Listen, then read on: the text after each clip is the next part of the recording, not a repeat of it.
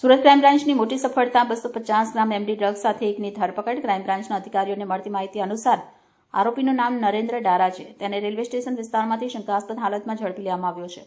તેની પાસેથી 250 ગ્રામ MD drugs મળી આવ્યા બાદ તાત્કાલિક ધરપકડ કરવામાં આવી હતી. પોલીસે આરોપીને કોર્ટમાં હાજર કરી રિમાન્ડ મેળવ્યો છે. આરોપીને 5 દિવસના રિમાન્ડ પર મૂકવામાં આવ્યો છે અને હવે આ ડ્રગ્સનો સપ્લાય ચેઇન ક્યાં સુધી છે અને તેના અન્ય સાથીદારો કોણ છે તે અંગે પણ પોલીસ તપાસ હાથ ધરી છે. સુરત ક્રાઇમ બ્રાન્ચે ડ્રગ્સ સામેની આ કાર્યવાહીને શહેરને નશામુક્ત કરવાની દિશામાં મહત્વપૂર્ણ ગણાવી છે. તપાસ ચાલુ હોવાથી હજુ વધુ ખુલાસા થવાની શક્યતા છે.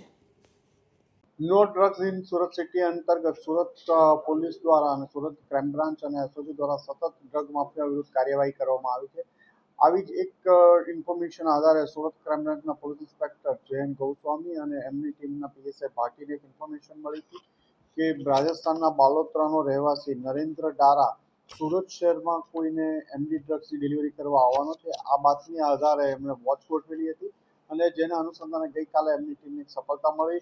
નરેન્દ્ર ડારાને રેલવે સ્ટેશન પાસેથી જે બાતમી આધારે ઓળખી અને અટકાવવામાં આવ્યો હતો. એની પાસેથી 250 ગ્રામથી વધુ સારી ક્વોલિટીનું એમડી ડ્રગ્સ મળી આવ્યું છે, જેની કિંમત અંદાજિત 7.5 લાખ રૂપિયાથી વધુની થાય છે અને એ સુરત શહેરમાં કોઈને ડિલિવર કરવા માટે આવ્યો હતો.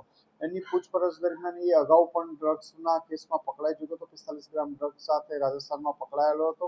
તાજેતરમાં જ એની બેલ થયેલી હતી. ડ્રગ્સના ધંધા સાથે સંકળાયેલો છે અને સુરતમાં કોઈને ડ્રગ્સ આપવા માટે આવ્યો હતો. આ બાતમી આધારે સુરત ક્રાઇમ બ્રાન્ચની ટીમે એની ધરપકડ કરી છે અને વધુ તપાસ ચાલી રહી છે.